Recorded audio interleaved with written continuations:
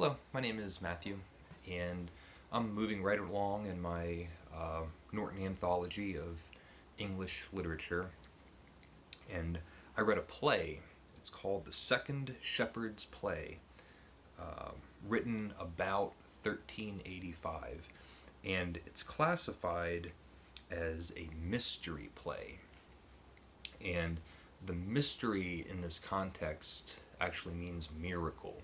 And this was a whole genre of plays at the time that the church put on. Eventually, they even went out into the streets, and it was a part of a whole cycle of plays. And what they would do is they would recount biblical stories. Each play would have a biblical aspect to it. So it could be the flood, or being exiled from Eden, or anything like that. Old Testament all the way through the New Testament. But for each one of those stories that they would tell, they would pair it up with a modern day situation. And one of the features, from what I understand, in these plays is that it pairs the seriousness of the religious message with a farcical, funny, modern day incident. And this was written in Middle English, um, and it's supposed to be a funny play. Or that there's a whole half the play is supposed to be farcical and funny. And it would be an understatement to say that it was difficult for me to enjoy this play. Comedy in general is, I feel, very hard to um, translate or to feel current.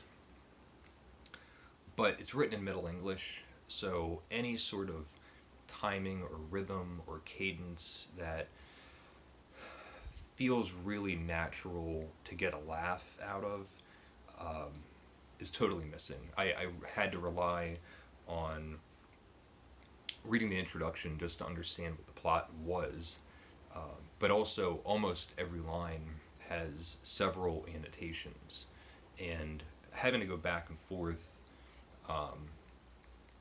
just made it laborsome. Um, the characters in the play, I'll read their names for you. Cole, Gib, Daw, Mac, Gil, Angel, Mary. And it begins with um, two shepherds, and they're complaining. It's cold, they're poor, they're hungry, they don't have shoes on their feet, and they're just out in the field with their flock. They have nothing. They're working all the time, working nonstop, and they have nothing. And you just get them kind of complaining back and forth. Um, Somebody shows up, and there's a whole thing that happens, and it's it was confusing for me to understand exactly how all the moving parts were happening. But someone shows up and steals one of their sheep, and then they realize that there's a sheep stolen, and they go off to find the sheep. And they go to this person's house, and they go in, the person's not there, and there's no sheep in the house. So then they walk out of the house. For whatever reason, they decide to go back in the house. And there's a, whatever you call it, a bassinet, some sort of crib, or just baby crib. And in the crib, there's a sheep dressed up as a baby. And so they've found their stolen sheep, and off they go. And that's the first part of the play, which is the farcical situation.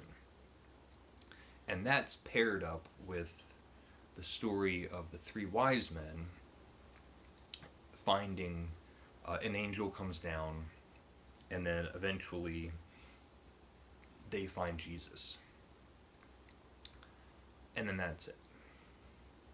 And the two parts don't fit together in any normal